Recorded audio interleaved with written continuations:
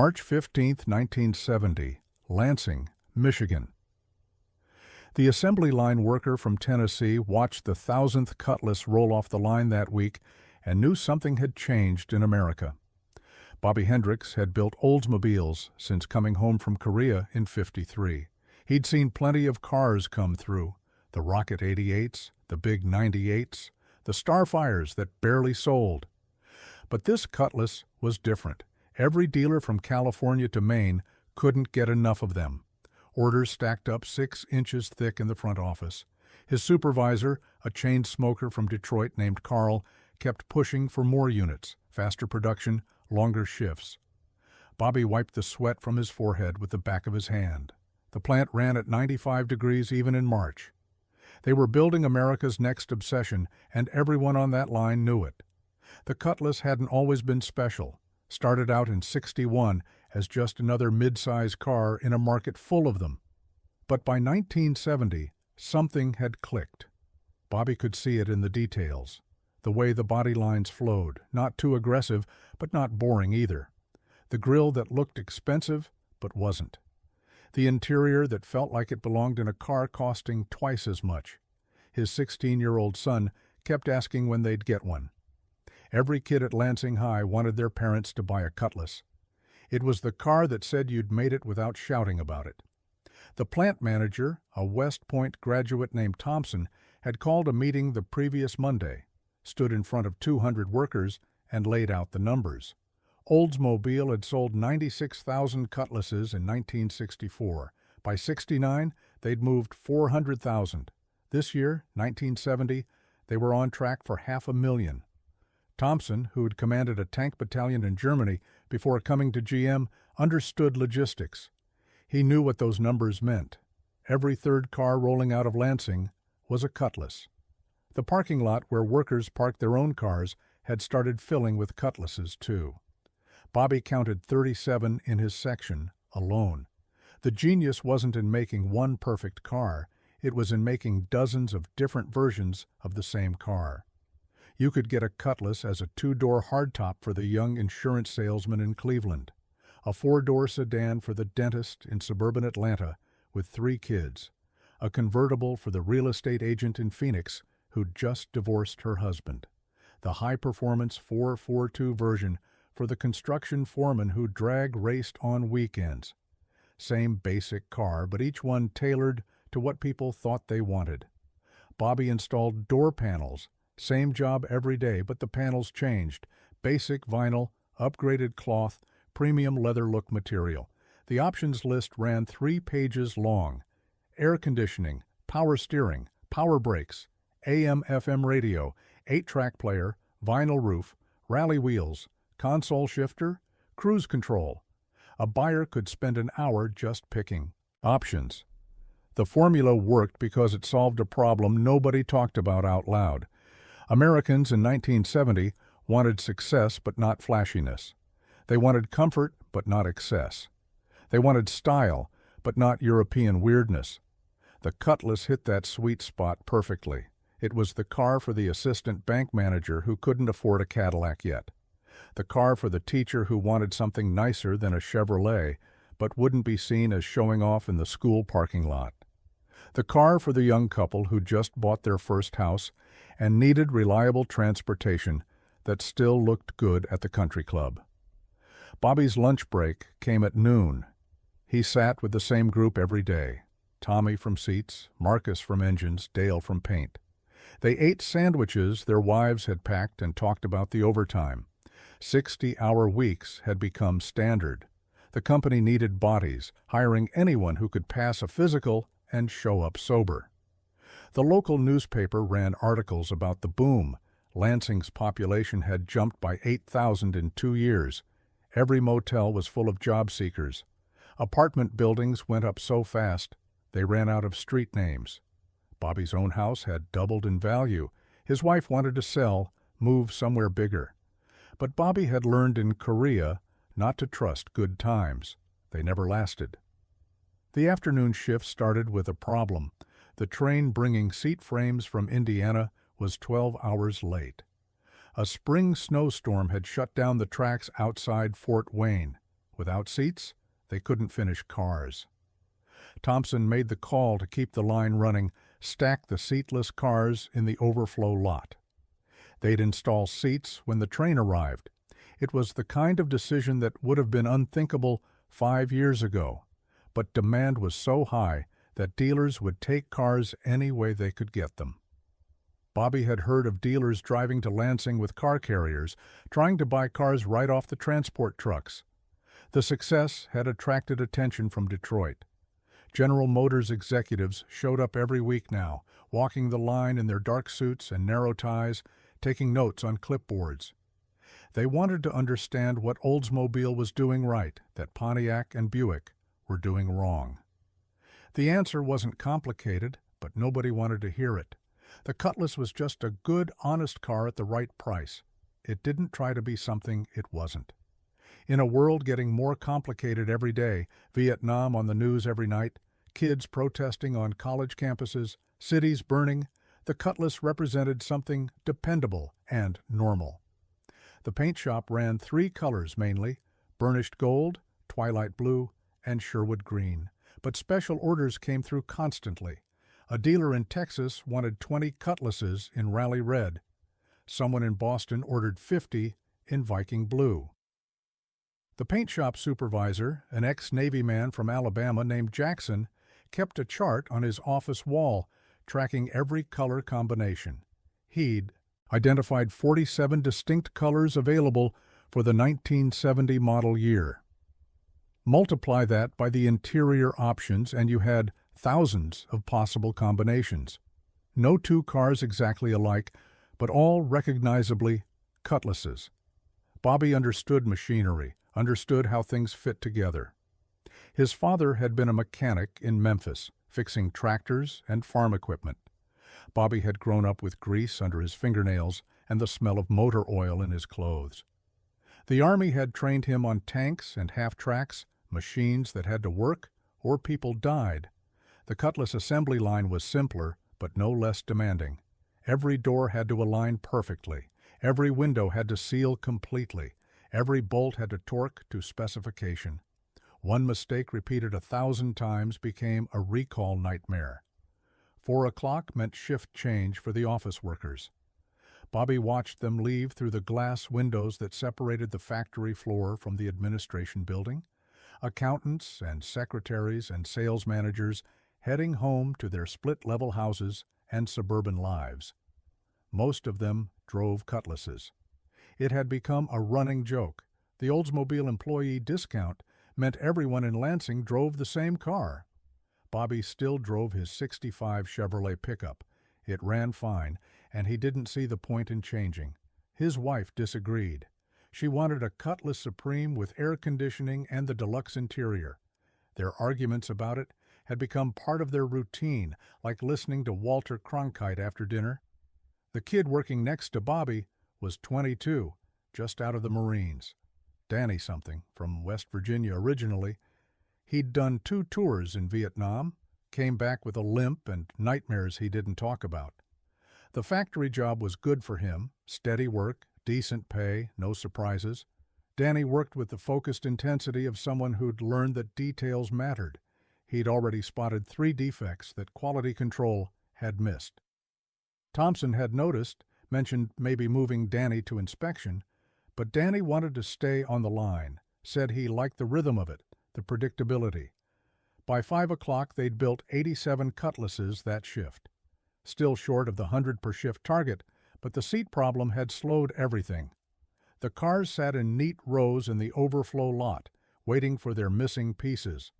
Under the harsh sodium lights, they looked like an army waiting for orders.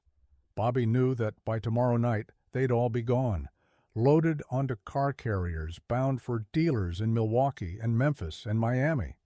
The demand was relentless. He'd heard that some dealers were taking deposits on cars that wouldn't be built for 3 months. The union representative, a second-generation Polish-American named Kowalski, stopped by to talk about the new contract negotiations. The company wanted to add a 3rd shift, run the plant 24 hours. The union wanted more money for that kind of schedule. Bobby listened, but didn't engage. He'd learned that keeping your mouth shut kept you out of trouble. Besides, he knew how this would end. The company would pay. They had to. The Cutlass was printing money for General Motors. They couldn't afford a strike, couldn't afford to slow production, even for a week. 6 o'clock brought the dinner break. Bobby ate alone, sitting outside on a loading dock despite the cold. He needed the air, needed to clear his head from the noise and the fumes. The sky was already dark, winter holding on past its welcome. He thought about his son, about to graduate high school. The boy wanted to work at the plant, make good money right away. Bobby wanted him to go to college, do something else. But what could he say? He'd made a good life building cars, owned his house free and clear, had money in the bank, would retire at 55 with a full pension, the American dream, achieved one door panel at a time. The second half of the shift always went faster, the rhythm established, the body adjusted, the mind switched off. Bobby could install door panels without thinking now, his hands moving automatically while his mind wandered. He thought about Korea sometimes, about the winter of '52 when his unit got surrounded by Chinese troops. 20 below zero, ammunition running low, living on frozen sea rations and melted snow. The lieutenant from Georgia had made a joke about how at least they weren't building Oldsmobiles. Now Bobby was building Oldsmobiles, and the lieutenant was dead 30 years, buried in a cemetery nobody visited. The train with the seats arrived at 8:30. Within minutes, teams were unloading, rushing frames to the staging area.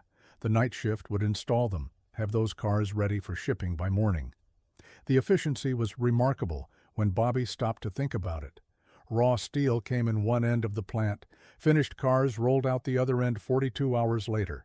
Thousands of parts from hundreds of suppliers, all coming together at exactly the right moment.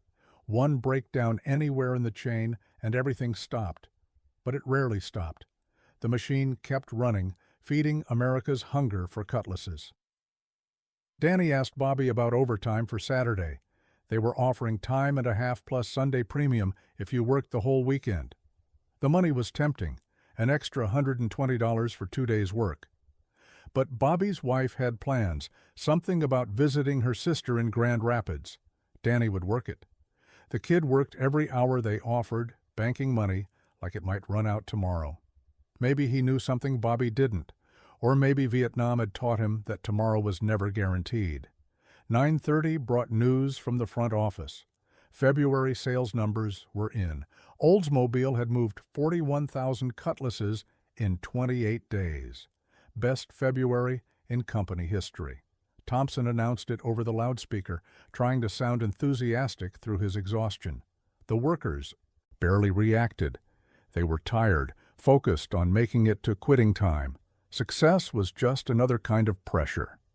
More cars to build, more shifts to work, more wear on bodies already worn down. Bobby had been 23 when he started at the plant, full of energy, grateful for the job, proud to build cars that people wanted. Now at 40, he felt the years in his back, his knees, his hands. The repetitive motion had carved grooves in his body like water wearing down stone. The company doctor said it was normal wear and tear, nothing to worry about. Easy for him to say from his air-conditioned office. Bobby had 17 years until retirement. Sometimes that felt like nothing. Sometimes it felt like another lifetime. The quality control inspector came by at 10, a young college graduate named Wilson from Michigan State. He checked every 20th car, looking for defects that might have slipped through. Wilson was thorough but respectful, understanding that the line workers knew their jobs better than he did. He'd found that asking questions got better results than giving orders. Bobby appreciated that. Too many college boys came in acting like they knew everything. Wilson had learned that building cars was harder than it looked, that the men on the line were craftsmen in their own way. 10:30 and the line stopped. Mechanical failure in the paint shop. A spray nozzle had clogged, needed to be replaced. 20 minutes of downtime while maintenance fixed it. The workers stretched, smoked cigarettes, told dirty jokes to pass the time. Bobby used the break to call his wife from the payphone. She was watching television, said Johnny Carson had a comedian on who wasn't funny. Their son was out with friends, probably at the drive-in movie theater. She asked about overtime again. Bobby said he'd think about it. They both knew he'd work it. The money was too good to pass up. The line started again at 10:50. Final push to midnight. The exhaustion was collective now, everyone moving slower, concentrating harder to avoid mistakes. This was when accidents happened, when fingers got crushed, when backs gave out. Bobby had seen plenty of men carried out on stretchers, victims of fatigue and repetition. The company would pay their medical bills, give them light duty when they came back, but they never came back the same. The confidence was gone, replaced by fear of the next injury. 11:45, and the shift supervisor called out the final count. 94 Cutlasses completed, plus another 60 waiting for seats. Not bad considering the problems. The night shift was already arriving, fresh-faced and ready to take over. Bobby recognized some of them, men who'd chosen to work nights for the shift differential. An extra 40 cents an hour to flip your life upside down, sleep during the day, never see your family awake. But 40 cents an hour added up to $800 a year. That was real money. Midnight came with the blast of the shift whistle. Bobby put down his tools, stretched his back, joined the river of men heading for the exit. The parking lot was chaos. Night shift arriving, day shift leaving, everyone trying to get somewhere else. Bobby's truck started on the third try. The heater took 5 minutes to warm up. He drove home through empty streets, past houses dark except for porch lights. Lansing slept while its factories worked. The American dream ran 3 shifts. Home was a 2-story colonial on the east side, bought in '59 for $12,000. Worth twice that now, according to the real estate agent who kept leaving flyers in the mailbox. Bobby parked in the garage next to his wife's 5-year-old Buick. The house was quiet, just the television murmuring from the bedroom. His wife was asleep in her chair, the test pattern playing on the screen. Bobby turned it off, covered her with an Afghan, went to the kitchen for a beer. The refrigerator hummed. The clock ticked. Outside, a dog barked at nothing. Bobby sat at the kitchen table and did the math he did every night. 17 years until retirement, 6,000 more working days, 1 million door panels. He could do it. Men had done harder things for less reward. His pension would be $900 a month, plus Social Security. They could move to Florida, buy a little place near the beach. His wife could finally have that Cutlass she wanted. Maybe he'd get one too. The next morning came too soon. 5:30 alarm, shower, shave, breakfast of eggs and coffee. His wife packed his lunch while he read the newspaper. More fighting in Vietnam, protests at Kent State, the economy showing signs of strain. But car sales were still strong. People needed transportation, needed to believe in progress, needed something solid in uncertain times. The Cutlass provided that. It was more than a car. It was a promise that things would be okay. Back at the plant by 7. Overtime shift, time and a half. The parking lot was half full, only the dedicated or desperate working Saturday. Bobby found his station, checked his tools, got ready for another 8 hours. The first Cutlass came down the line at 7:15, Aztec gold with saddle interior, someone's dream car ordered special from a dealer in Indianapolis. Bobby installed the door panels carefully, making sure everything aligned perfectly. This was someone's reward for hard work, for saving money, for believing in the American dream. It deserved to be perfect. The morning passed in a blur of repetition. Door after door, car after car, the endless cycle of production. Danny worked beside him, silent and focused. The kid had the 1,000-yard stare that Bobby recognized from Korea. Not shell shock exactly, but something similar. The ability to disappear inside yourself, to let your body work, while your mind went elsewhere. It was a survival mechanism, a way to endure the unendurable, useful in war. Useful on the assembly line, too. Lunch came at noon. Bobby ate in the cafeteria with the other overtime workers. The conversation was about money, what to do with the extra pay, how many hours they could work before collapsing, whether the boom would last. An older worker, close to retirement, warned them to save everything they could. He'd seen the feast and famine cycles before. The good times never lasted. But the younger workers didn't want to hear it. They had mortgages to pay, kids to raise, dreams to finance. The afternoon brought unexpected visitors, a group of Japanese executives there to study American manufacturing methods. They walked the line slowly, taking photographs, making notes in small notebooks. Bobby watched them watching him work. They seemed particularly interested in the options process, how one basic car became dozens of variations. The plant manager escorted them, explaining through a translator how the Cutlass had become America's best-selling car.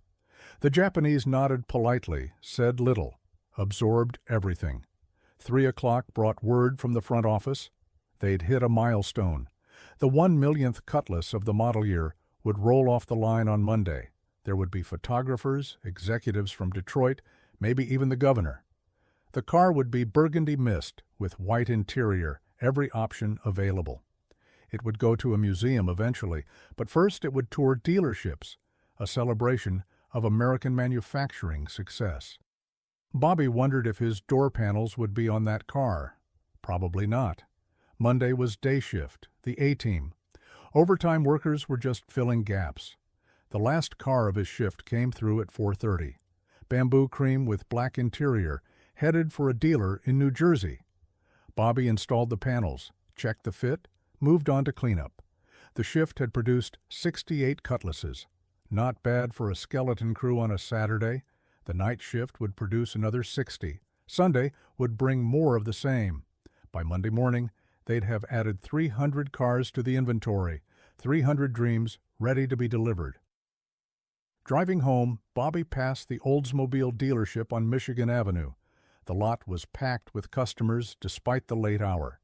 Families walking among the rows of Cutlasses, kids pressing faces against windows, salesmen working their magic. A banner proclaimed America's #1 car, and Bobby believed it. He'd never seen anything like this demand. It was as if the entire country had suddenly decided they needed a Cutlass, and they needed it now. His wife had dinner waiting. Pot roast with potatoes and carrots, his favorite. She'd been to the beauty parlor, hair done up nice.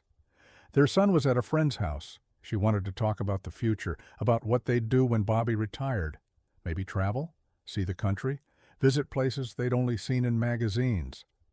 Bobby listened, nodded, agreed to everything. But his mind was elsewhere, calculating how many more door panels he'd install before it was over. That night, he couldn't sleep.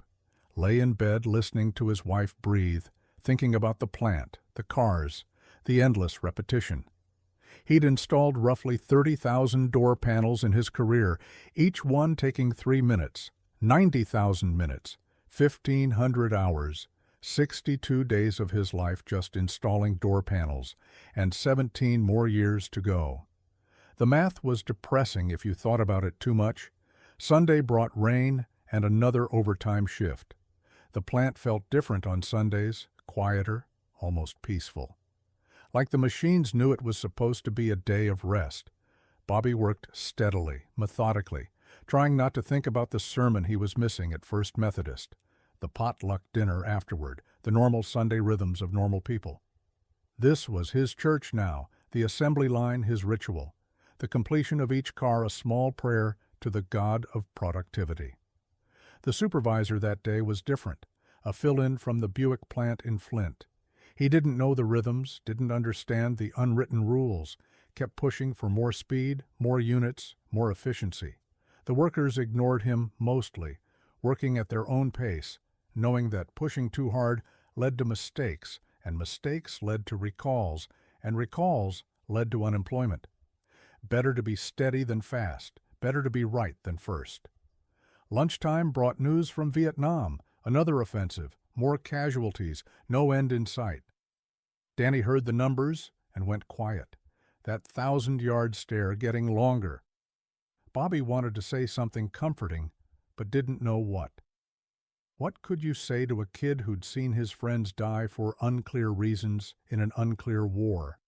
At least in Korea, they'd known what they were fighting for, or thought they did. Maybe every generation told itself lies to make the dying easier. By 3 o'clock, exhaustion was setting in. 2 straight days of overtime, muscles screaming, minds foggy. This was dangerous territory where mistakes multiplied and accidents happened. Bobby forced himself to focus, to check each panel twice, to maintain standards despite fatigue. Pride mattered more than money. Every car with his work in it carried a piece of his reputation down the road. He'd be damned if he'd let standards slip just because he was tired. The last hour crawled. Every minute felt like 10. But finally, mercifully, the shift whistle blew. Bobby had survived another weekend, earned another $200, installed another 160 door panels. The parking lot was empty except for security guards and the skeleton night shift crew. Rain had turned to sleet. Winter's last gasp before spring finally took hold. Bobby drove carefully, aware that his reflexes were shot, his judgment impaired by exhaustion. Monday morning came like a slap. The regular shift, full parking lot, full energy. The plant hummed with anticipation for the millionth Cutlass ceremony.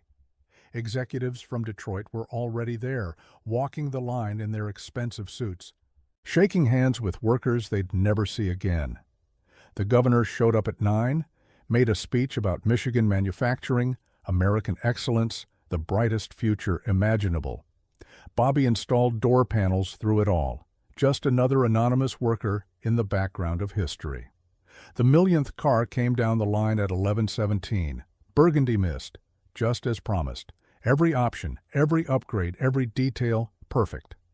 The line stopped so photographers could capture the moment. The governor sat in the driver's seat, pretended to check the mirrors, smiled for the cameras.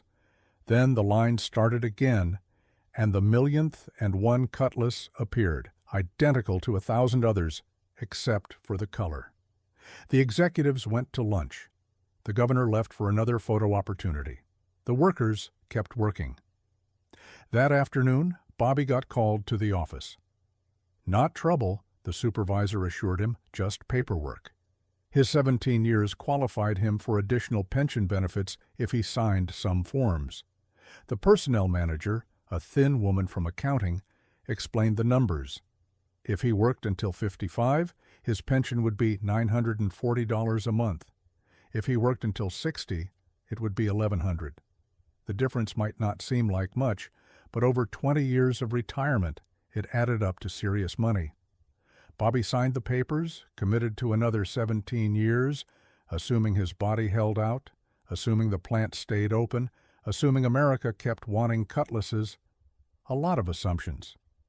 But what choice did he have? He was 40 years old with a high school education and one skill, installing door panels. Not exactly a transferable talent. Besides, the work wasn't that bad. Repetitive, sure. Exhausting, definitely. But honest. He made something people wanted. That counted for something. The week progressed in its usual rhythm. Monday's energy fading to Friday's exhaustion. The Cutlasses kept coming, endless variations on a theme. 2 doors, 4 doors, wagons, convertibles. Base models for penny pinchers, loaded Supreme models for show-offs, the occasional Ford 4.2 performance model that made Bobby remember being young and stupid and thinking speed mattered. Now he knew better. Reliability mattered. Comfort mattered. Getting home safe to your family mattered. Thursday brought drama. A fight in the paint shop between 2 workers over a woman who worked in accounting. Both men suspended, maybe fired. The line didn't stop, couldn't stop. The Cutlasses had to keep rolling. By lunch, everyone had forgotten about it, moved on to other gossip, other problems. That was the thing about the plant. Personal drama was just noise against the larger machine. Your problems didn't matter. Only production mattered. Friday afternoon, the union representative returned with news about the contract. The company had agreed to the 3rd shift, but with conditions. New hires would make less than current workers. Benefits would be reduced. The union was fighting it, threatening a strike if necessary. Bobby listened, but knew how it would end. The company would win. They always did. The union would claim victory on some minor point while giving away something major. The workers would grumble, but accept it. What choice did they have? The weekend brought a break from overtime. Bobby's wife was happy, made plans for dinner out, maybe a movie. Their son wanted to borrow the truck, go to a party at the lake. Normal family negotiations, normal family life. Bobby agreed to everything, grateful for the normalcy, the absence of door panels and assembly lines, and endless cutlasses. He spent Saturday fixing things around the house, mowing the lawn even though it didn't really need it, doing anything that didn't involve repetitive motion. Saturday evening, they went to the Oldsmobile dealership. His wife wanted to test drive a Cutlass Supreme, burgundy with white interior. The salesman, recognizing Bobby from the plant, offered the employee discount plus extra incentives.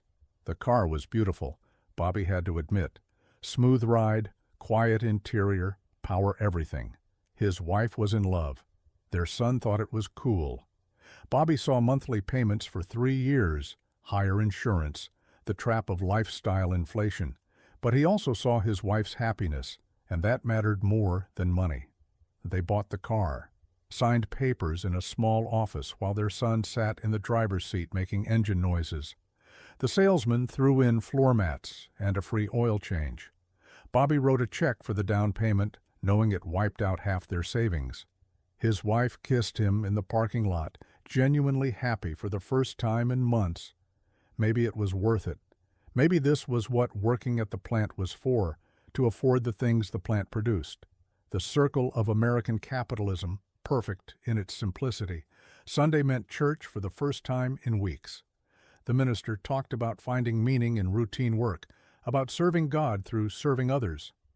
Bobby wondered if installing door panels counted as serving others. Probably not what the minister meant, but Bobby chose to believe it anyway. Every door panel he installed would protect someone from wind and rain and cold, would give them privacy, security, dignity. It wasn't much, but it was something. That afternoon he washed the new Cutlass while his wife watched from the porch. The neighbors came by to admire it, share their own car stories, complain about prices and interest rates and insurance companies. Normal suburban conversations that avoided anything too real or too deep. Nobody talked about Vietnam anymore. Nobody talked about race riots or student protests. Everyone focused on things they could control: their lawns, their cars, their small piece of the American dream. Monday arrived with spring finally winning its battle against winter. 60 degrees at dawn, supposed to hit 70 by afternoon. The plant would be miserable by lunch, 95 degrees minimum, maybe touching 100 in the paint shop. But the parking lot was full of Cutlasses with their windows down, workers already adapting to the seasonal shift. Bobby parked his wife's new Cutlass in the employee lot, still feeling strange about owning the thing he built. The morning meeting brought news. Sales for March had broken all records. Oldsmobile had moved 200,000 units, with Cutlass accounting for more than half. They were now on track to sell 2 million Cutlasses for the model year. The plant would add the third shift starting in May. Overtime would become mandatory, not optional. The machine needed to run faster, longer, harder. Bobby did the math. Mandatory overtime meant 6-day weeks, maybe 7 during peak demand. His body was already breaking down from 5-day weeks. The line started at 7:15 with renewed urgency. The supervisors pushed harder. Quality control looked the other way on minor defects, everyone understanding that quantity now mattered more than perfection. Bobby tried to maintain his standards, but found himself cutting corners. Not enough to matter, he told himself. Nobody would notice if a screw was slightly loose or a panel had a minor gap. But he noticed, and it bothered him more than he expected. Danny was struggling. The pace was getting to him, bringing back memories he'd buried. During lunch, he told Bobby about a village in Vietnam where they'd had to search every hut, never knowing which one hid weapons, which family was friendly, which kid might throw a grenade. The constant tension, the impossibility of being careful enough. The assembly line was bringing it back, the relentless pace, the pressure to move faster, the knowledge that one mistake could cascade into disaster. Wednesday brought a visit from the head of General Motors, there to celebrate the success of the Cutlass. He walked the line shaking hands, thanking workers for their dedication, promising bonuses if they hit their targets. Bobby shook the man's soft hand, looked into his eyes, saw someone who'd never installed a door panel, never worked a double shift, never calculated how many years until retirement. But the man signed the paychecks, so Bobby smiled and nodded and promised to keep up the good work. That night, Bobby's son announced he'd gotten a job at the plant. Start date in 2 weeks, right after graduation. He'd be working the new third shift, making good money right out of high school. Bobby wanted to object, to insist on college, on something better. But his son's eyes showed the same determination Bobby had had at that age, the need to be independent, to earn his own way, to prove himself as a man. And honestly, what could Bobby say? He'd done the same thing. It had worked out. Thursday, Danny didn't show up. Called in sick, the supervisor said. But Bobby knew better. The kid had hit his limit. Vietnam had taken something from him that the assembly line was finishing off. The ability to just endure, to shut down and push through. Bobby had seen it in Korea, men who simply couldn't anymore, whose minds refused to cooperate with the necessary fiction that everything was fine. Danny would probably not come back. Another casualty of the production war. Friday brought heat, 85 degrees outside, pushing 100 in the plant. The lines had to slow down to prevent workers from passing out. Even so, 2 men collapsed in the paint shop, had to be carried out on stretchers. The company brought in fans, provided extra water breaks, but it wasn't enough. This was only April. July would be unbearable. Bobby had survived 17 summers in the plant, but each one got harder. His body didn't regulate temperature like it used to. His sweat smelled different, older somehow. The weekend meant overtime again, but Bobby called in sick on Saturday, first time in 3 years. He needed a break, needed to remember what it felt like not to install door panels. He spent the day sitting on his porch watching his wife tend her garden, drinking beer at 10 in the morning because he could. The neighbor, a retired Ford worker, came over to chat, told Bobby to get out while he could before his body completely broke down, showed him hands twisted from 30 years on the line, a back that required daily pain pills, knees that predicted weather better than any forecast. But what else was there? Bobby had no skills beyond the assembly line, no education beyond high school, no connections beyond the plant. He was trapped in the American dream, making good money building cars he couldn't really afford for people he'd never meet. It was honest work, important work even. America needed cars, needed the mobility and freedom they provided. But sometimes Bobby wondered what his life might have been if he'd made different choices. Sunday he worked, making up for Saturday, needing the money now that they had car payments. The plant was quiet, just the overtime crew and the machines. Bobby found his rhythm again, installed panels with the mechanical precision that 17 years had taught him. This was who he was now, a man who installed door panels on Cutlasses. Not the worst thing to be, not the best either, but solid, reliable, necessary, like the Cutlass itself. The new week brought a milestone. May 1st, 1970. The third shift would start that night. Bobby watched the new hires arrive for training, young kids mostly, eager for the good wages, unaware of what they were signing up for. His own son among them, wearing new work clothes their mother had bought, carrying a lunchbox that had belonged to Bobby's father. The circle continuing, generation after generation, feeding themselves to the machine that built America's dreams. The day shift worked with renewed purpose, knowing they were training their nighttime replacements. Bobby got assigned a kid from Arkansas, 19 years old, had been working on a farm until a month ago. The kid's hands were already calloused, which helped. Farm work was good preparation for factory work. Both required endurance, acceptance of repetition, the ability to shut off your mind and let your body work. Bobby showed him the tricks, how to position your body to avoid strain, how to spot defects before quality control, how to pace yourself for the long haul. By lunch, news had spread that Pontiac was laying off workers. Their sales were down 20%. Buyers were choosing Cutlasses over Grand Prix 3-1. The Pontiac plant in Pontiac was moving to one shift, maybe closing altogether. It was a reminder that success was relative, temporary, dependent on forces beyond anyone's control.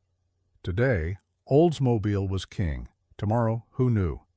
Bobby had learned not to trust prosperity. It was like Michigan weather. If you didn't like it, wait 5 minutes. The afternoon brought drama. A worker in the engine department had a heart attack right on the line. 53 years old, had been complaining about chest pains for weeks, but couldn't afford to miss work. They got him to the hospital, but word came back that he didn't make it. Left a wife and 4 kids. The company would pay death benefits, help with the funeral, but it wasn't enough. Never was. The line stopped for 1 minute of silence, then started again. The Cutlasses couldn't wait for grief. That evening, Bobby stayed late to watch the third shift begin. His son took his position on the line, looking young and nervous and proud. The night supervisor, a veteran from the second shift, ran them through their paces. Within an hour, they were building cars. Not as fast as the day shift, not as smooth, but building nonetheless. Bobby wanted to stay, watch his son work, make sure he was doing it right. But that wasn't how it worked. Every man had to find his own way on the line. Driving home at 9 o'clock, Bobby passed the dealership again. The lot was still full of customers despite the hour. A new banner proclaimed, "Order your 1971 Cutlass today." Already moving on to the next model year, the next variation, the next reason to buy. Bobby wondered what would be different about the 71. Probably not much. Maybe a new grille design, different taillights, updated interior options. The basic car would be the same. It was perfect as it was, or at least perfect enough for America. At home, his wife was waiting up, worried about their son's first night. Bobby assured her he'd be fine, that the job was hard, but not dangerous if you paid attention. She wasn't convinced. Her brother had lost 2 fingers in a stamping plant in Detroit.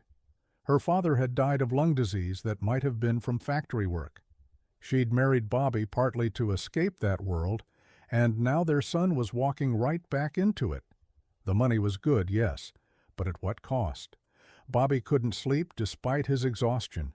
Kept thinking about his son on the line, about Danny who'd disappeared, about the man who'd died that afternoon. The plant was a hungry machine, consuming men to produce cars, turning human energy into mechanical motion, into consumer products. It wasn't evil, exactly, but it wasn't good either. It just was, a necessary part of the system that kept America running. And Bobby was deep in its gears, too deep to escape. The next morning brought news that Danny had been found. Suicide, pills and whiskey in a motel room in Toledo, left a note about not being able to adjust to civilian life, about the noise in his head that wouldn't stop. 22 years old. Survived 2 tours in Vietnam to die in Ohio. Bobby felt the loss more than he expected. The kid had been struggling, and Bobby had seen it, but hadn't known how to help. What could he have said? How could he have made a difference? The plant held another moment of silence. 2 deaths in 2 days. The workers were getting spooked, talking about bad luck, about curses, about the price of success. The supervisors tried to maintain morale, but everyone could feel the shadow. Even the machines seemed to run differently, louder maybe, or with a rhythm slightly off. Bobby installed his door panels mechanically, trying not to think about Danny's hands doing the same work just days ago. Management's response was predictable. Increase safety meetings, bring in a grief counselor nobody would talk to, put up posters about mental health resources, but the line kept running. The Cutlasses kept rolling. By lunch, things felt almost normal again. Death was part of life in the factory, just another hazard like the heat and the noise and the repetitive stress. You acknowledged it, mourned briefly, then moved on. What else could you do? Thursday brought good news to balance the bad. The profit-sharing checks were coming early, and they were bigger than expected. Bobby's would be almost $2,000, enough to pay off the car, maybe take a vacation. His wife wanted to visit her sister in California, see the Pacific Ocean. Bobby had never been further west than Chicago. The idea of traveling, of being somewhere without assembly lines and door panels, seemed almost impossible to imagine. But first, there was Friday to get through, then another weekend of overtime, then another week after that. The cycle endless, relentless, profitable.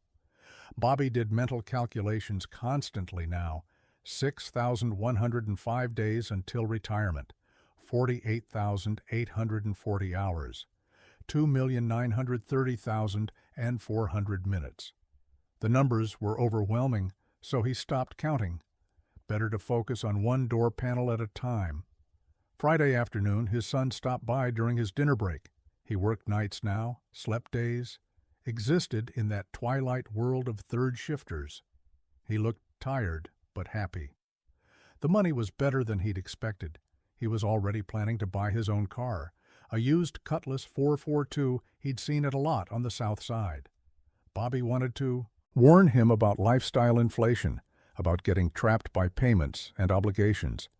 But he also remembered being 18, remembered the pride of that first real paycheck, the feeling that anything was possible. The week ended with production numbers. They'd built 2,100 Cutlasses in 5 days, a new plant record. Management was ecstatic. The workers were exhausted. The parking lot was full of Cutlasses owned by employees who'd succumbed to the employee discount and social pressure. Bobby counted them, 163 Cutlasses in the employee lot alone. The car they built had become the car they drove, completing the circle. Saturday overtime was becoming routine. The same faces every week, the hardcore overtime warriors maximizing their earnings while their bodies held out. Bobby worked alongside a guy from Tennessee who sent every overtime dollar back to his family farm. Next to him, a Polish immigrant saving to bring his family over from Warsaw. Everyone had a reason for being there, a goal that made the sacrifice worthwhile. Bobby's reason was simpler. He didn't know what else to do with his Saturdays. The news that week was all about Kent State. 4 students shot dead by National Guard troops. The country felt like it was coming apart. But inside the plant, none of that mattered. The Cutlasses still needed building. The line still needed feeding. The machine didn't care about politics or protests or generational conflict. It only cared about production, about meeting numbers, about feeding America's endless appetite for automobiles. Sunday brought unexpected visitors, a film crew from NBC doing a story on American manufacturing. They interviewed workers, filmed the assembly line, tried to capture what they called the human side of Detroit's success. They interviewed Bobby for 30 seconds, asked him what it felt like to build America's most popular car. He said it felt like work, like any other job, but with better benefits. They didn't use that answer, he found out later. Not inspirational enough. The new week started with temperature already in the 80s. Summer was coming early, bringing its special misery to the plant. The company installed new ventilation systems, but they just moved the hot air around faster. The only real solution was to endure, to drink water constantly, to accept that suffering was part of the job. Bobby had learned to shower 3 times a day, before work, at lunch, after work. It was the only way to feel human. Wednesday brought news that would change everything. Chrysler was introducing a new car called the Plymouth Duster. Smaller than a Cutlass, cheaper to buy, cheaper to run. Perfect for young buyers squeezed by inflation. Ford was countering with something called a Maverick. Even GM was developing smaller cars. The era of mid-size dominance might be ending. The workers didn't want to hear it, but Bobby could see the writing on the wall. Nothing. Stayed on top forever. His son was adapting to night shift life, had made friends, found his rhythm, started talking about maybe being a supervisor someday. Bobby was proud, but also sad. His boy was choosing the same trap Bobby had chosen, or maybe the trap had chosen them both. It was hard to tell sometimes whether you were making decisions or just following the path of least resistance. Either way, another generation was locked into the cycle. Thursday's lunch brought gossip. The plant manager Thompson was being promoted to Detroit. His replacement would be someone from the Chevrolet division, a cost-cutter known for increasing production at the expense of quality. The workers were nervous. Thompson had been tough but fair, understanding the balance between pushing workers and breaking them. The new guy might not care about that balance, might only care about numbers. That afternoon, a delegation from Toyota visited. They were opening their first American plant, wanted to learn from the best. Bobby watched them studying everything, taking pictures, making notes in Japanese. They were particularly interested in the options process, how American workers handled so many variations. Through a translator, one asked Bobby how he maintained quality with such variety. Bobby didn't have a good answer.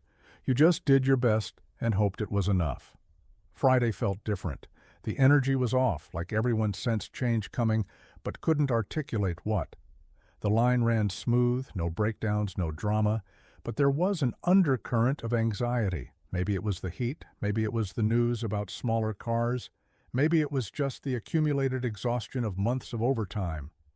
Whatever it was, Bobby felt it too. The feeling that this couldn't last, that the party was almost over. He was installing a door panel on a Vista cruiser wagon when it hit him. He'd been doing this exact motion for 17 years. The same reach, the same twist, the same pressure. His body had memorized every movement so completely that he could do it unconscious.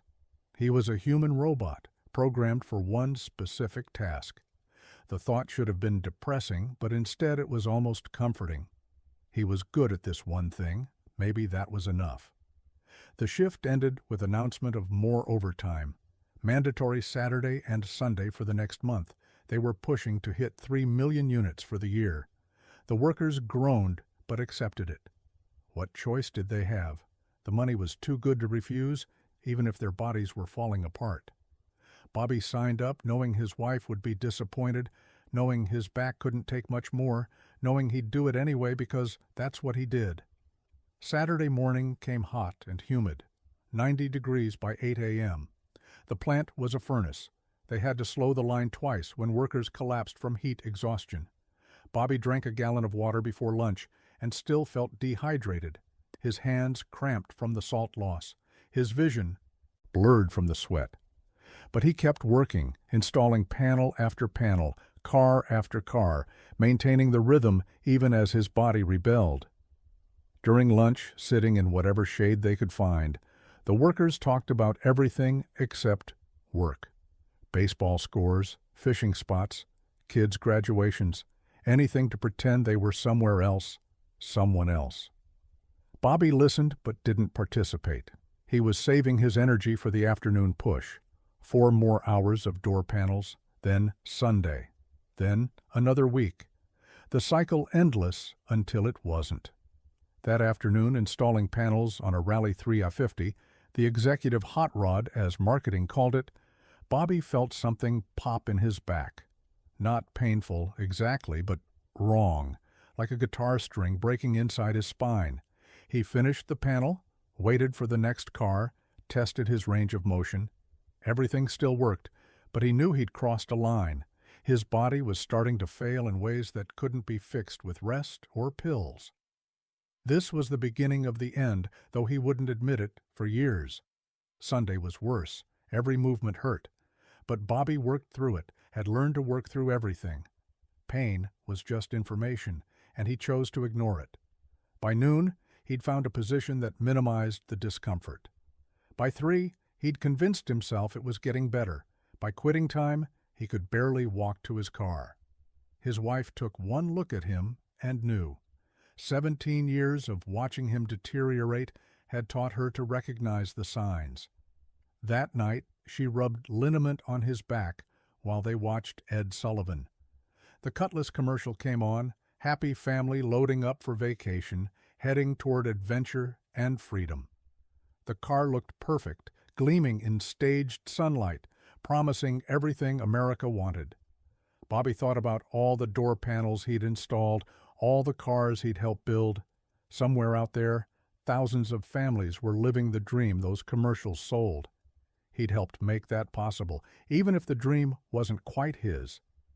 Monday, he could barely get out of bed, called in sick for the second time in 3 years. Spent the day on the couch with heating pads and aspirin, watching game shows and trying not to think about the money he was losing. His wife didn't say anything, but he could see her calculating too. The car payment was due, the mortgage, insurance. Their son was talking about getting married, would need help with a wedding. They couldn't afford for Bobby to be injured, not now, maybe not ever. Tuesday he went back, moving carefully, hiding the pain. The line didn't care about his back. The door panels still needed installing.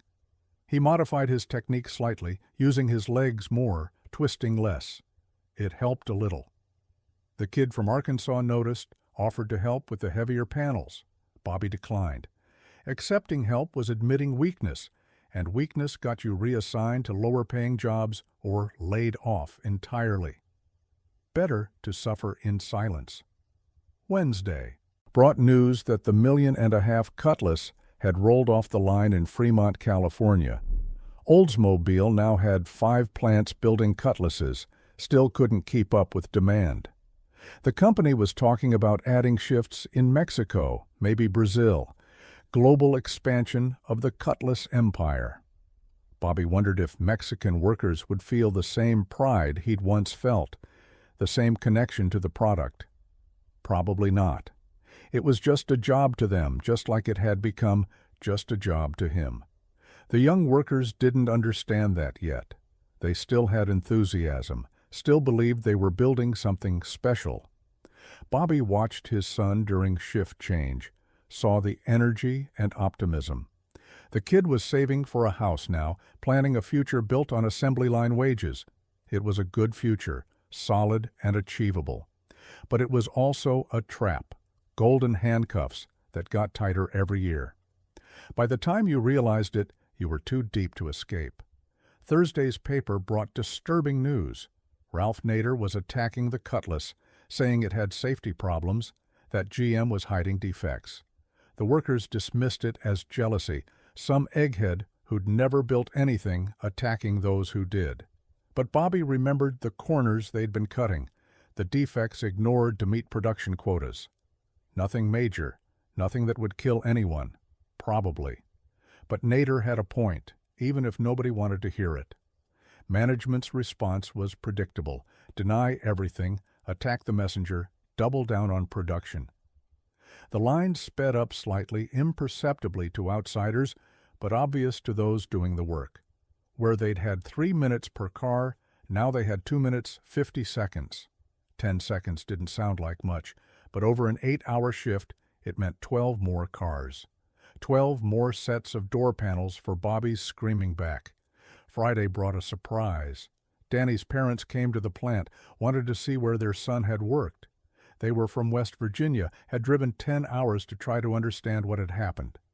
Bobby showed them Danny's spot on the line, explained what he'd done, how good he'd been at it. The mother cried. The father, a coal miner with hands like hammers, just nodded.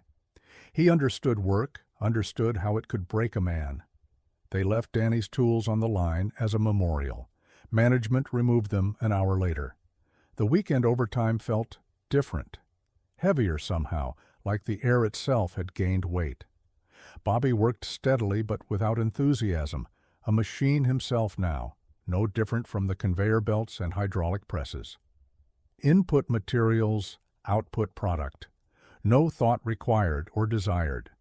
This was what 17 years did to you, turned you into a component in a larger machine, interchangeable and replaceable. Saturday night, unable to sleep from the back pain, Bobby sat on his porch and counted Cutlasses driving by. 37 in an hour.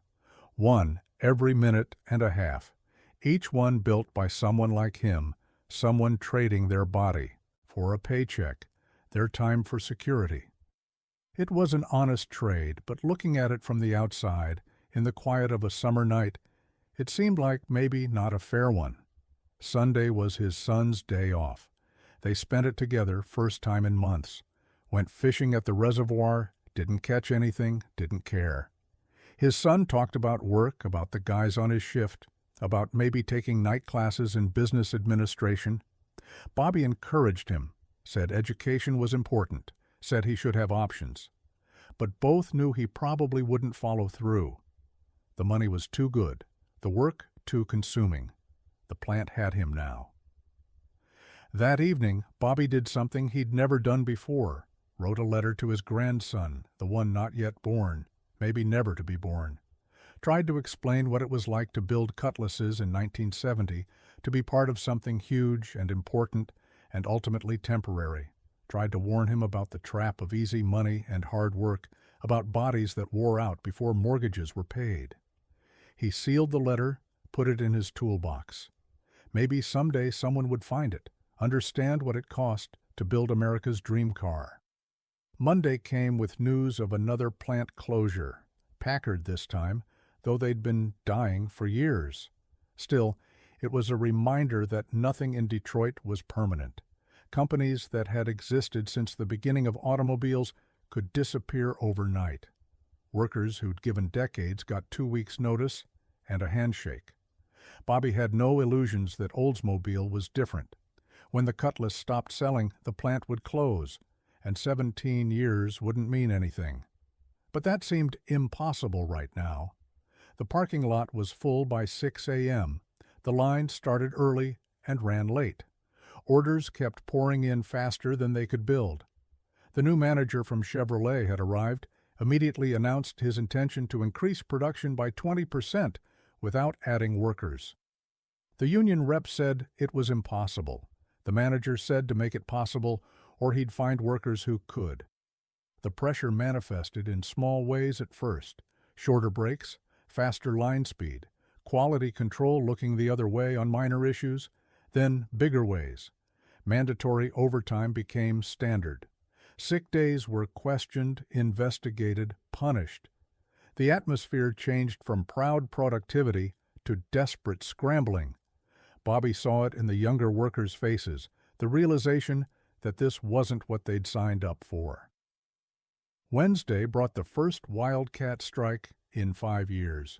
The paint shop walked out after a worker was fired for refusing to work with defective equipment. Within an hour, the whole plant was shut down. Management threatened to fire everyone. The union threatened to make it official, shut down all 5 Cutlass plants. For 6 hours, nobody blinked. Then a compromise. The fired worker reinstated, the equipment fixed, everyone back to work with no penalties. But the trust was broken. The line restarted Thursday morning, but the energy was different, angry rather than proud. Workers did exactly their job, nothing more. No extra effort to fix small problems, no pride in perfection, just minimal compliance with maximum resentment. Bobby installed his door panels perfectly, but slowly, using every second of his allotted time. It was the only protest available to him, the only way to push back against the machine. By Friday, management had gotten the message. The new manager announced he was reassessing the production increases, would study the situation more before making changes. It was a victory, small but significant. The workers had reminded management that they weren't just machines, that pushing too hard would break the system.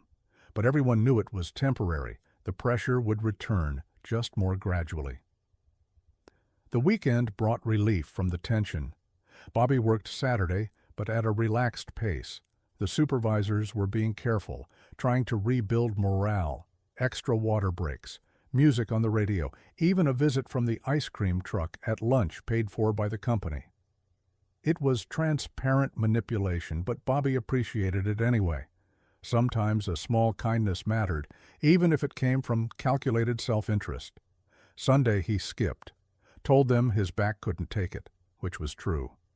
Spent the day in his garage, organizing tools, fixing things that didn't need fixing.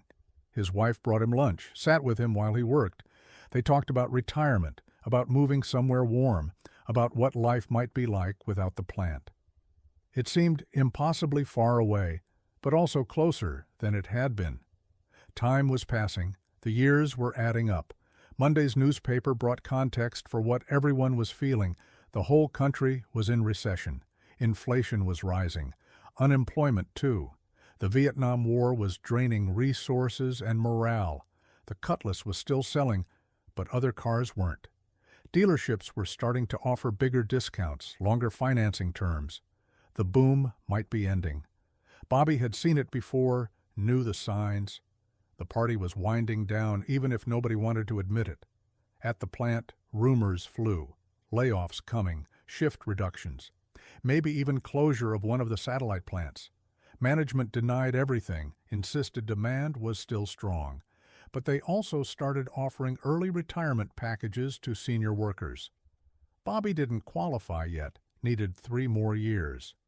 But he watched older guys taking the deal, walking away with partial pensions rather than risk being laid off with nothing. The tension affected quality. Little mistakes started adding up. Door panels not quite aligned. Paint runs missed by inspection.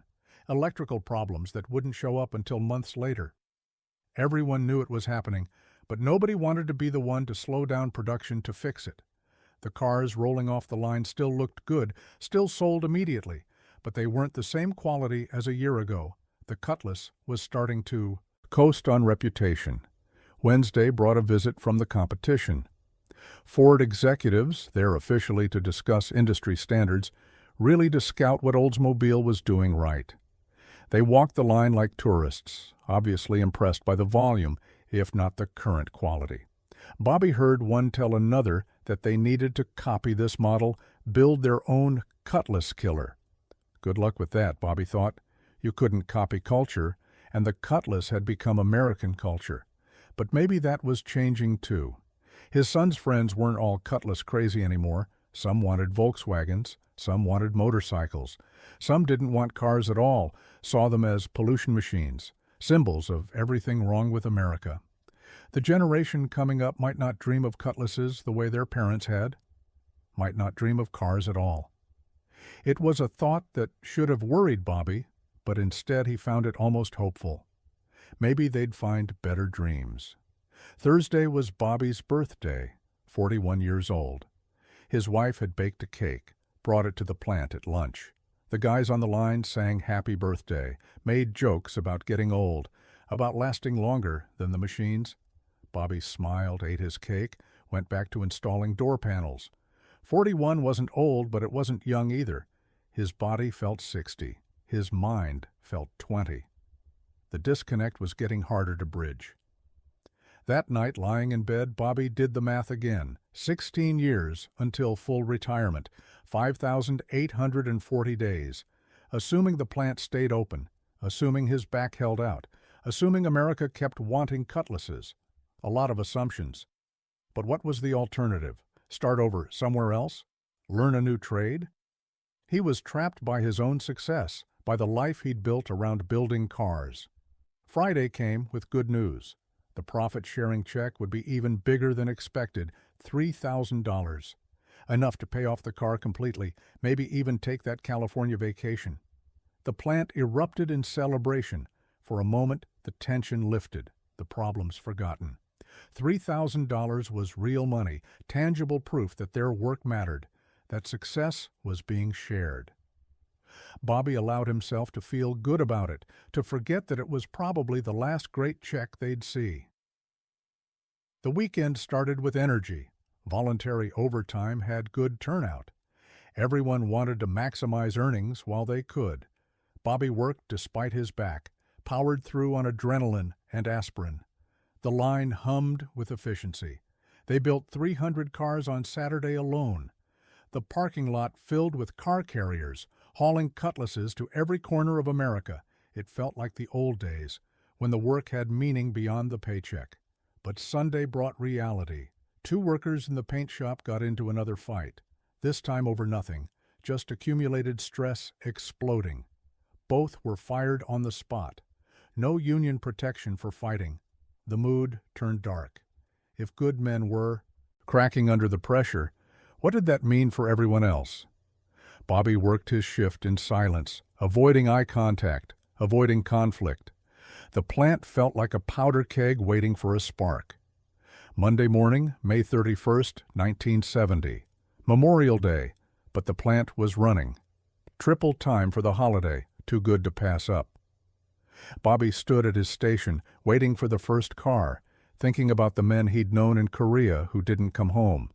They'd died for something, even if nobody could quite articulate what. He was living for something equally unclear. A paycheck, a pension, the ability to say he'd done honest work. It didn't seem like enough anymore. The first Cutlass of the shift was special, Hearst Olds edition. Gold and white, performance package, heading to a dealer in Texas. Probably already sold to some oil executive or rancher. 455 cubic inches of engine, enough power to break every speed limit in America. Bobby installed the door panels extra carefully. Whoever bought this car was paying top dollar for a dream. The least he could do was make sure the doors were perfect. By noon, news had filtered through the plant. Chrysler was laying off 5,000 workers nationwide. Ford was closing 2 plants. Even GM was talking about restructuring. Only Oldsmobile seemed immune, protected by the Cutlass's popularity. But Bobby knew better. Success made you a target. When the corporate offices needed to cut costs, they'd look at the most expensive operations first. And running 5 plants at full capacity was expensive. His son stopped by during break, excited about his first profit-sharing check. Only $1,000 since he'd just started, but it might as well have been $1 million from his expression. He was talking about proposing to his girlfriend, using the money for a ring. Bobby wanted to tell him to save it, to prepare for lean times. But he remembered being young, being optimistic, believing the future would always be better than the past. Let the kid have his dreams. Reality would come soon enough. The afternoon brought unexpected drama. A reporter from the Detroit Free Press had snuck onto the line, was taking pictures, interviewing workers without permission. Security escorted him out, but not before he'd gotten his story. The next day's headline would read, "Inside the Cutlass Factory, American Dreams Built by Exhausted Hands." It would describe the heat, the pressure, the injuries, the human cost of America's favorite car. Management would deny everything. Workers would refuse to comment. But the damage would be done. Tuesday's response was predictable. Management held meetings about operational security. Workers were warned not to talk to media. The line sped up slightly, as if to prove the reporter wrong by working even harder. Bobby kept his head down, installed his panels, avoided the drama. He'd learned that publicity was always bad for workers. It either brought unwanted attention from management or unrealistic expectations from the public. Better to remain invisible. Wednesday brought a heat wave, 98 degrees outside, 110 in the plant. They had to slow the line to walking speed. Even then, workers were dropping. The nurse's station ran out of salt tablets by noon. Bobby had never felt heat like this, not even in Korea. It was like working inside an engine, surrounded by metal and friction and combustion. His sweat evaporated before it could cool him. His thoughts became sluggish, confused. He installed 3 door panels backward before catching himself. Thursday was worse, 102 outside. The plant manager finally made the call to shut down at noon. First time in 5 years weather had stopped production. The workers stumbled out into air that felt cool by comparison. Bobby sat in his car with the windows down, too exhausted to drive home immediately. Around him, hundreds of other workers did the same, scattered across the parking lot like casualties of some invisible war. Friday brought relief. Cold front moved through, dropped temperatures to the 70s. The plant ran at full speed, making up for lost production. But something had shifted. The heat wave had shown how fragile the whole system was, how dependent on conditions beyond anyone's control. Climate, economy, consumer taste, any of these could change and destroy everything they'd built. The Cutlass might be king today, but kingdoms fell. History was littered with them. The weekend paper brought confirmation of everyone's fears. General Motors was announcing a reorganization. Oldsmobile would remain strong, they promised, but efficiencies would be sought. Corporate speak for cuts coming. Bobby had been through reorganizations before. They always meant the same thing: more work for fewer people, lower quality standards, pressure to produce regardless of problems. The golden age of the Cutlass was ending, even if the sales numbers didn't show it yet. Saturday overtime was optional for the first time in months. Only half the usual crew showed up. The mood was subdued, uncertain. Bobby worked steadily, but without urgency. What was the point of killing yourself for a company that was already planning your obsolescence? He installed his door panels properly, but took full breaks, didn't volunteer for extra tasks, didn't pretend enthusiasm he didn't feel. It was a small rebellion, but it mattered to him. Sunday he stayed home, told them his back needed rest, which was true, but not the whole truth. He needed mental rest too, needed to remember who he was beyond the plant. He spent the day reading the newspaper cover to cover, something he hadn't done in years. The world was changing fast. Environmental movement growing, women's liberation, civil rights, technology advancing. The Cutlass represented an older America, one that might not exist much longer. His wife could sense his mood. She'd been married to him long enough to read the signs. She suggested maybe it was time to think about alternatives. Her brother in Florida was starting a landscaping business, needed help. Or they could use their savings to open something small, a hardware store, a diner. Bobby listened, but couldn't imagine it. 17 years at the plant had institutionalized him. He didn't know how to be anything else. Monday brought news that would change everything, though nobody realized it at the time. The Environmental Protection Agency was being formed. New regulations coming for automobiles, emission standards, fuel efficiency requirements, safety mandates. The Cutlass would have to change, become something different to meet new rules. The workers dismissed it as government interference. Bobby saw it as the beginning of the end. You couldn't regulate dreams. Once the government got involved, the magic disappeared. Tuesday's line meeting was tense. The new manager announced the reorganization details. No layoffs at Lansing, but the satellite plants would be adjusted. Overtime would be reduced. Quality standards would be modified to improve efficiency. The union rep stood up, started to object, was told the changes were non-negotiable. Take it or leave it. Everyone knew what that meant. Take it or lose everything. Wednesday, Bobby noticed something different about the cars coming down the line. Cheaper materials in places customers wouldn't immediately notice, thinner metal in the door panels, plastic replacing steel in small components, cost-cutting disguised as innovation. He installed the door panels as always, but they felt different, less substantial. The Cutlass was still beautiful on the surface, but underneath, compromise was creeping in. His son noticed it too. Mentioned during break that the night shift was talking about it. The younger workers were angry, felt they were being asked to build inferior products. The older workers just shrugged. They'd seen it before. Success led to complacency, led to decline, led to failure. It was the Detroit cycle, inevitable as the seasons. The trick was to ride it as long as possible, then get out before the crash. Thursday brought a visitor Bobby hadn't expected. Thompson, the old plant manager, back from his promotion in Detroit. He walked the line slowly, talking to workers he remembered, checking quality with his old attention to detail. He stopped at Bobby's station, watched him work, nodded approval. "Keep your standards," he said quietly, "no matter what they tell you. Your name is on every car, even if nobody knows it." Then he was gone, back to Detroit, back to making decisions that affected thousands of workers he'd never meet. Friday was Bobby's 17-year anniversary at the plant. Nobody noticed or mentioned it. Just another day, another 400 door panels, another step closer to retirement.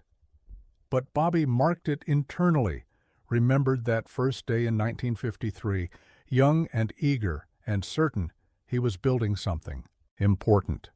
Maybe he had been. Maybe the Cutlass was important, had given millions of Americans freedom and status and identity, or maybe it was just a car, and he'd traded his youth for nothing special. The weekend brought family drama. His son announced he was definitely getting married. The wedding would be in 6 months. They'd live with her parents initially, save for a house. Bobby wanted to be happy, but all he could see were the chains forming. Marriage, house, kids, all of it depending on the plant staying open, the paychecks continuing, the body holding out.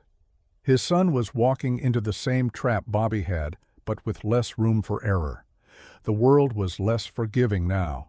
Saturday he worked, needing the money for the wedding.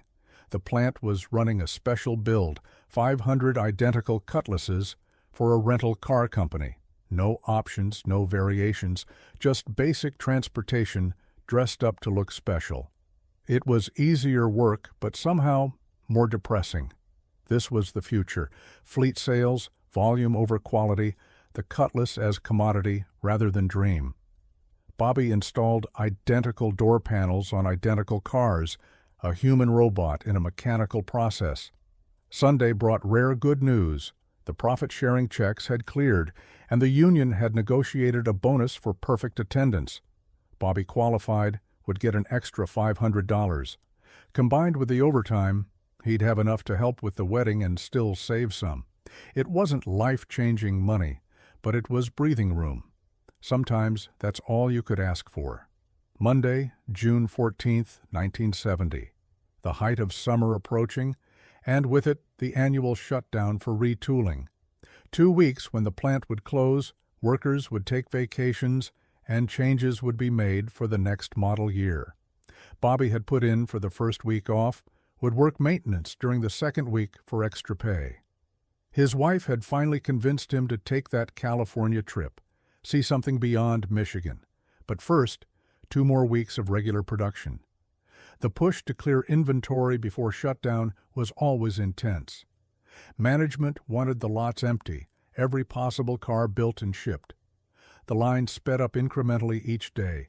Quality control relaxed their standards. Everyone understood this was about quantity, about squeezing every last dollar from the current model year before starting fresh. Tuesday brought news from Vietnam. Major offensive, heavy casualties, no end in sight. The war that was supposed to be winding down was escalating again. Bobby thought about Danny, about all the young men not coming home, about the ones who came home broken. His son had gotten lucky, missed the draft by days. But the war hung over everything, made the whole country feel temporary, unstable.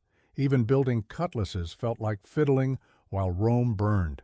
Wednesday's heat was unbearable again, 105 outside, worse inside. But they couldn't shut down, not with shutdown coming, so they pushed through. Workers taking turns at the water fountains, supervisors looking the other way when someone stepped off the line to catch their breath. Bobby's back was screaming by noon, a hot wire of pain from his neck to his tailbone. He ate aspirin like candy, washed them down with warm water that tasted like metal. Thursday brought drama in the parking lot. Someone had vandalized 30 Cutlasses, spray-painted corporate killers on the windshields. Security suspected anti-war protesters, maybe students from the university. But Bobby noticed the paint was the same color used in the plant. Inside job, probably a disgruntled worker making a statement. They'd never catch whoever did it. The code of silence was strong. You didn't rat out fellow workers, even if you disagreed with their methods. Friday was the last day before shutdown. Traditionally, a celebration. But this year felt different. Forced enthusiasm, mandatory fun. Management provided barbecue lunch, hired a band for the afternoon. But everyone could feel the changes coming. The shutdown would bring more than retooling. It would bring new policies, new pressures, new compromises. The Cutlass would continue, but it wouldn't be the same. Nothing would be the same. Bobby worked his last shift before vacation with mixed emotions. Relief at the break, anxiety about leaving, uncertainty about returning. He installed his door panels with extra care, knowing it would be 2 weeks before he touched another Cutlass. The last car of the shift was a convertible, red with white interior, top down even in the factory. Someone's dream car, heading to a dealer in California. Maybe he'd see it on the freeway next week. The thought made him smile. The drive to California took 3 days. Bobby had never driven that far, never seen that much America. Through Illinois cornfields, across Missouri rivers, over Colorado mountains, through Utah deserts, finally into California valleys. His wife navigated with a road atlas, picking scenic routes, avoiding interstates. They stopped at roadside attractions, ate at local diners, stayed in motor lodges with swimming pools. It was the trip they'd always talked about but never taken. In California, they stayed with his wife's sister in San Diego. Suburban house with a pool, 5 minutes from the beach. Paradise compared to Michigan. Bobby sat in the backyard drinking beer, watching the sunset, not thinking about door panels for the first time in years. His brother-in-law sold insurance, worked from home, made his own hours. A different kind of American dream, one that didn't require trading your body for a paycheck. They drove up the coast to Los Angeles, saw the Pacific Coast Highway, understood why people left everything behind to move west. In L.A., they took a studio tour, saw how movies were made. Illusion and craftsmanship, not so different from building cars. Making dreams seem real, selling fantasy as possibility. Bobby watched them filming a car chase, noticed the Cutlass they were using. Even here, 3,000 miles from Lansing, his work followed him. The trip back was quieter, reality creeping back in with every mile closer to Michigan. By the time they reached Lansing, it was like California had been a dream. The plant loomed in the distance, smokestacks reaching toward gray sky. Home, but also prison. Bobby had 5 days before returning to work. He spent them fixing things around the house, preparing for his son's wedding, trying not to think about the 17 years ahead. Thanks for joining us on this journey through one of history's incredible survival stories. If you found it compelling, give it a like, and share it with someone who appreciates these tales of courage. And don't forget to subscribe for more.